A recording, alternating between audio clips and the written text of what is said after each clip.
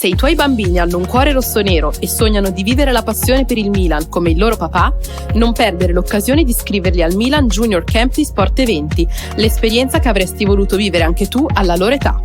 Con Sport Eventi, partner storico del Milan, i tuoi bambini potranno partecipare a camp estivi unici, pensati per ragazzi dai 6 ai 16 anni, in location mozzafiato come Cortina d'Ampezzo, Jesolo Lido, Lignano Sabbiadoro e l'Altopiano di Asiago. Allenamenti, tecniche di gioco e tanto divertimento. Una settimana di calcio, crescita e amicizia che i tuoi figli non dimenticheranno mai. Visita www.sporteventi.com e iscrivi subito i tuoi figli ai Milan Junior Camp di Sport Eventi e fai vivere loro un'esperienza che ricorderanno per sempre. Ben ritrovati amici di Radio Rossonera, ben ritrovati qui all'editoriale del lunedì 3 febbraio del 2025, ultimo giorno di calciomercato, perché in tutto questo è sì il giorno dopo il derby, ma è anche l'ultimo giorno di mercato del mercato di gennaio, che ha visto tante entrate, tante uscite in generale, perché non parlo del Milan, parlo anche delle altre squadre. È stato un mercato attivo ben più del solito in Serie A, ma non solo. Parleremo del mercato, sì, ma ovviamente parliamo del derby di ieri sera, parliamo un po' di cosa è andato bene, cosa è andato male, cosa sta andando bene e male dentro il Milan, perché ovviamente non c'è solo e soltanto una partita, non c'è solo e soltanto una trattativa di mercato, anche perché il mercato, insomma, è più o meno chiuso, a meno che non si apra uno spiraglio in uscita che possa permettere l'entrata di João Felix, che è forse in questo momento l'entrata principale che ancora il Milan può fare. Non troverete tracce di centrocampisti in questo video, quindi se ve lo aspettate, chiudete. Grazie a tutti quelli che hanno seguito il post e che ci hanno seguito tanti in questa settimana, in questi ultimi giorni, soprattutto di mercato. Abbiamo provato a seguire un po' di più le vicende. Grazie a tutti quelli che hanno messo like, iscrizione al canale, abbonamenti, donazioni, insomma veramente grazie alla nostra base, insomma, che siete voi, quindi un grazie veramente sentito questa volta.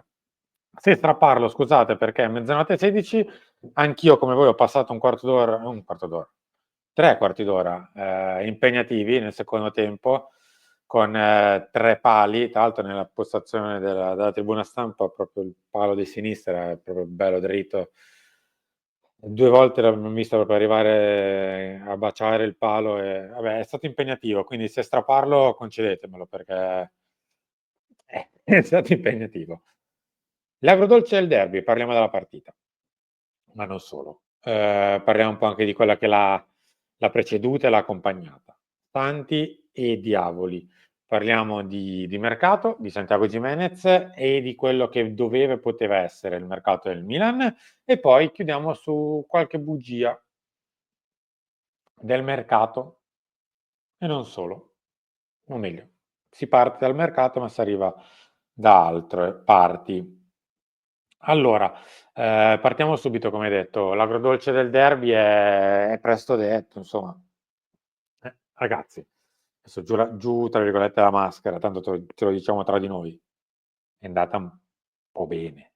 È andata bene. È ovvio che l'agrodolce è perché siamo arrivati al 92esimo che eravamo in vantaggio. Poi loro ti pareggiano gli ultimi 2 minuti, è ovvio che ti girano le scatole, è ovvio che la squadra che pareggia festeggia e l'altra recrimina.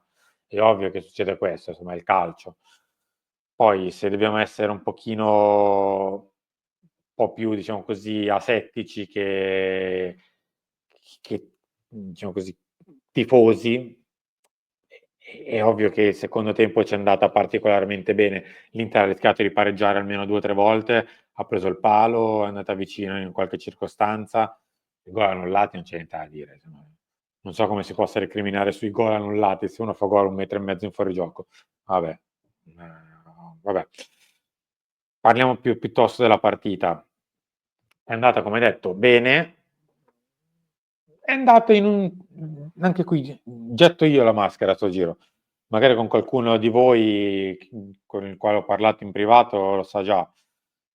Io temevo molto il derby di ieri sera. Avevo veramente da un po' di tempo a questa parte, da un po' di anni a questa parte, non avevo paura di prendere realmente l'imbarcata. Anche i momenti peggiori del Milan pensavo comunque di cavarvela meglio. Invece ieri sera temevo veramente gli schiaffoni, perché ci eravamo male dalla partita di Champions, ci eravamo male per questioni interne di mercato, con giocatori con la valigia che dovevano giocare titolare, con una questione ambientale non propriamente positiva, con loro che avevano perso 2 derby e che comunque si giocano il campionato, quindi avevano la necessità di vincere. E io lo temevo parecchio. Invece è stato il Milan di questa stagione, mi verrebbe da dire. Quello che quando si accendono i riflettori della grande ribalta funziona. Funziona come ha funzionato nel derby dell'andata, in Supercoppa, ha funzionato al Bernabeu, funziona più o meno quando il palcoscenico è grande ed è molto luminoso. Poi quando il palcoscenico torna a essere di basso livello o di medio livello facciamo fatica. Abbiamo fatto fatica a Zagabria, abbiamo fatto fatica in campionato col Parma. Non so se questa stagione la redrezzeremo da questo punto di vista, mi sembra ormai purtroppo un po' consolidato l'andamento. Speriamo di ribaltarlo un po', perché comunque ci sono ancora 4 mesi pieni di stagione. Per il resto, temevo, come detto, qualche prestazione di chi magari ha giocato con la valigia, tipo Fikayo Tomori, che poteva essere sia un giocatore molto concentrato perché voleva far vedere che era giusta la sua idea di restare, che si meritava di restare, che non si meritava di partire, oppure poteva giocare completamente con la testa per aria. Fortunatamente abbiamo avuto la versione primaria di Fick, ha giocato molto bene Pavlovic, ma in realtà sono 2 o 3 partite che sta facendo bene, anche se lui stesso aveva avuto la valigia pronta qualche settimana fa. E devo dire, insomma, la coppia ha funzionato. Poi adesso la dobbiamo rivedere e non so se la rivedremo. Chissà se con Sessao la battezzerà per qualche partita. Sarebbe anche buona cosa adesso più o meno farsi un'idea di chi sono i centrali titolari e più o meno portarli per 3, 4, 5 partite consecutive, al netto poi dei problemi fisici. Adesso ad esempio è tornato Malik Ciao. A destra Walker ha fatto vedere che anche un giocatore appena arrivato ma con qualità è molto meglio di un giocatore che ha qualità inferiori e che non andava portato al Milan, ma ne parliamo tra poco. Insomma, abbiamo visto tanto, abbiamo visto Teo che quando ha voglia è Teo. No, abbiamo visto le difficoltà del centrocampo, abbiamo visto le difficoltà della panchina, abbiamo visto le difficoltà della nostra rosa un po' corta a livello di qualità, soprattutto a centrocampo. Abbiamo visto che davanti facciamo veramente fatica e speriamo che tra poco ne parliamo, Santiago Gimenez qualche problema ce lo risolva. Devo anche far caso che questa è la classifica e il Milan è ottavo e non ne esce da quella posizione da veramente un'infinità di partite. È ancora lì, invischiato in quella zona, perché nelle ultime 5 ha fatto 2 vittorie, 2 pareggi e una sconfitta. E non ci siamo ancora accesi neanche con Sergio Conceição, che insomma ha provato a riaccenderci un po'. E devo dire, non gliene imputo nemmeno troppo del pareggio dell'Inter. Io credo che più o meno questo si potesse fare con le condizioni ambientali, con le condizioni di rosa che aveva a disposizione, con quello che era il nostro recentissimo passato, ovvero la partita di Champions, con quello che erano le nostre caratteristiche e le nostre energie che avevamo nelle gambe, compresa l'assenza di Fofana. Ha fatto un po' di necessità virtù, io lo so, io per primo, a me non piace fare un tempo del derby, passarlo a difendere con l'unghie con i denti con una sorta di 5-4-1. Non è bello, però credo che fosse abbastanza chiamato a un certo punto. Non avremmo probabilmente retto. Per me, Fonseca ha letto bene il nostro primo tempo, che nonostante che avevamo chiuso davanti 1-0, avevamo rischiato più di una volta di spaccarci in due, più di una volta avevamo rischiato qualche ripartenza, qualche palla in tre quarti sanguinosa. Per me non l'ha letta male provare a chiuderci, ricompattarci dietro e ripartire. È mancata la seconda parte, cioè le ripartenze, soprattutto dopo i primi 5-10 minuti del secondo tempo siamo un po' mancati in quello. Però questi siamo in questo momento. Credo che non possiamo dare tanto di più e devo essere onesto, non mi aspettavo tanto di più, anzi mi aspettavo decisamente meno, come ho detto prima. Passiamo all'analisi del resto.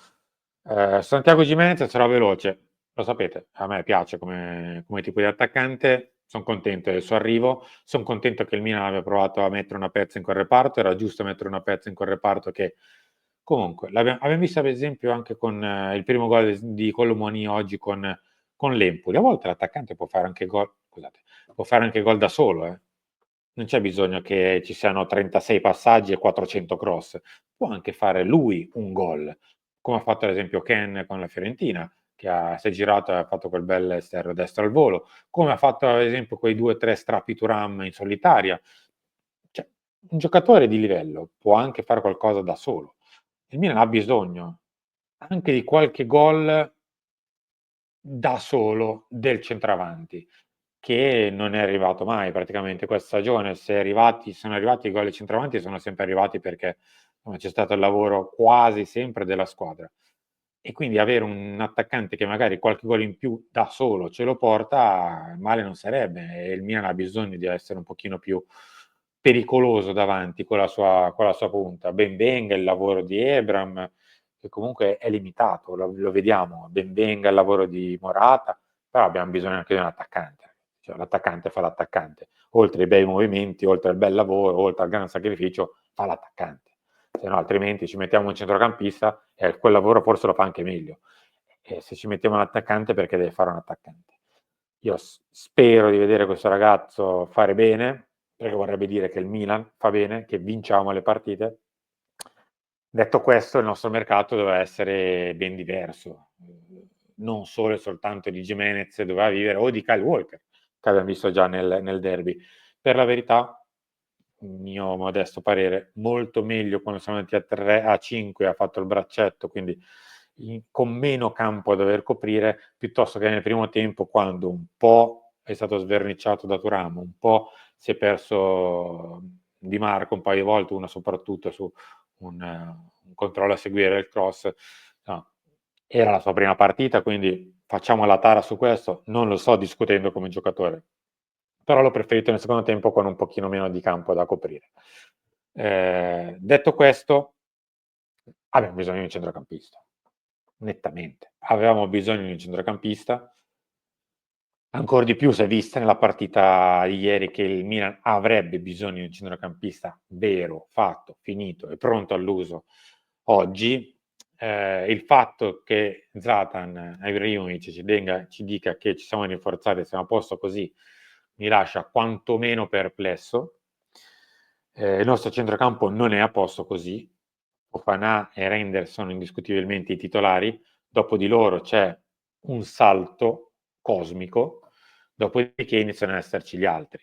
Ci sono le condizioni atletiche rivedibili di Ismail Benasser, che non riusciamo praticamente a gestirci, perché aveva addirittura riposato mercoledì per poter esserci oggi, e dopo un tempo esce, perché il mister ha bisogno di più muscoli là davanti, perché Isman non riesce a dare più quella fisicità che a volte magari ha anche dato in altri momenti della carriera, perché non è mai stato un giocatore leggerino Isman, era stato, al netto del fatto che non è un gigante, comunque un giocatore che si sentiva in mezzo, e non c'è, fa fatica, soprattutto quando andiamo in pressione, lascia delle voragini atomiche. L'altro è Yunus Musa, che ci sono momenti della partita che ti chiedi: ma com'è possibile che è riuscito a fare questa giocata nel bene? E dopo 5 minuti ti chiedi: ma com'è possibile che ha fatto questo errore? Però ci stiamo affidando a questo reparto. Ci sarebbe anche Loftus-Cheek, ma è un punto di domanda grosso come una casa, vista la stagione che ha fatto, visto il fatto che non ce l'abbiamo da un mese e mezzo, giù di lì, e che comunque non può fare sicuramente il ruolo di Fofana, e tirato per i capelli può far Reinders. Io penso che Sergio Conceição alla lunga lo metterà in tre quarti, perché più o meno come ha tentato di mettere Reinders nelle ultime, a meno che non giochiamo a tre, come abbiamo fatto per esempio oggi. Però, insomma, il nostro centrocampo ha bisogno di una mano, e l'abbiamo visto anche con i subentri di quest'oggi. Insomma, io non voglio dare la croce a Terracciano. Terracciano è un giocatore di buon livello che al Milan può anche permettersi di tentare l'operazione, che se non funziona, non funziona, ma non può essere uno dei cambi del derby. Non può essere, perché poi lo paghi lui, paghi Gimenez, paghi Chukwueze, purtroppo la qualità e il livello, quando si alza il livello della partita dell'avversario, lo paghi. Ma non è colpa di giocatori che magari in questo livello non ci possono stare, non ci devono stare, ma chi magari ce li ha portati a giocare determinato tipo di partite e essere i primi cambi in determinato tipo di partite. È ovvio che poi l'errore lo fa in campo il giocatore, ma in teoria non doveva neanche forse passare di qui il giocatore. Per il resto andiamo su questo. Io le ho lette le parole di Zlatan sul fatto che siamo a posto, ci siamo rinforzati. Il Milan ha semplicemente messo 2 pezze, magari di ottimo livello, magari di seta e non di fustagno, da errori, per coprire errori che ha fatto lo stesso Milan 6 mesi fa. Il Milan doveva fare un terzino destro quest'estate di buon livello per essere il titolare del ruolo, e invece ha preso un giocatore che non ha migliorato di praticamente quasi niente il reparto. Adesso ci ha rimesso una pezza, avendo però speso i soldi del giocatore, cioè Emerson, che in questo momento tra l'altro si è infortunato ed è fermo. Lo stesso valga per la punta. Dopo Giroud siamo andati a pescare sul mercato l'offerta pazza di Morata, che aveva detto di no all'Arabia per risparmiare, perché questo è stato. Abbiamo tentato di fare un giocatore di esperienza, ma chi mastica un po' questo sport sa che non è un vero e proprio 9, soprattutto in una squadra che non è la Spagna, ma è questo Milan, con questi giocatori, con queste identità, e che avrebbe probabilmente fatto fatica e nell'ottica delle cose, e soprattutto non è un bomber, lo dice la sua storia, tranne forse un anno e mezzo che è l'eccezione che conferma la regola del fatto che non sia un bomber. Mi dispiace che, insomma, pensiamo di aver fatto chissà che cosa. Sì, è vero, abbiamo portato 2 giocatori probabilmente di buonissimo livello, ma la rosa rimane ancora deficitaria e siamo andati a rimediare degli errori che noi stessi abbiamo fatto, non errori di lungo termine, errori di 6 mesi fa. Io avrei sperato di vedere un centrocampista, però credo proprio che in questo ultimo giorno di mercato non se ne faccia niente. Spero di non leggere più altre bugie, perché insomma, che ne dicano anche qualche protagonista, insomma, il livello dell'ambiente all'interno non è bellissimo, e sto usando un eufemismo. I risultati tendono a curare sempre tutto, quindi vincendo si tende a curare, però mettere giocatori all'interno in questo momento del nostro ambiente è un po' un lancio di moneta. Può uscirne bene il giocatore o può esserne fagocitato. Prima bisognerebbe curare la pianta. Il Milan in questo momento è una pianta che non sta benissimo. Poi si può mettere un vaso più bello, mettere un fiocco sulla confezione della pianta o quello che volete. Però è la pianta che andrebbe curata. La pianta Milan è malata. Al di là della partita singola, non vi state ad attaccare al derby, al Parma, alla vittoria, alla sconfitta e al pareggio. Bisognerebbe curare la pianta Milan, che ha delle radici un po' malate e le foglie non ne parliamo. Io sono arrivato in chiusura di questo editoriale. Spero di ritrovarvi tra poco alle 9:30 con Chiama Milan, le vostre telefonate, il telefono aperto per commentare un po' il derby e le prossime partite e il mercato. Grazie a tutti, ci vediamo tra poco.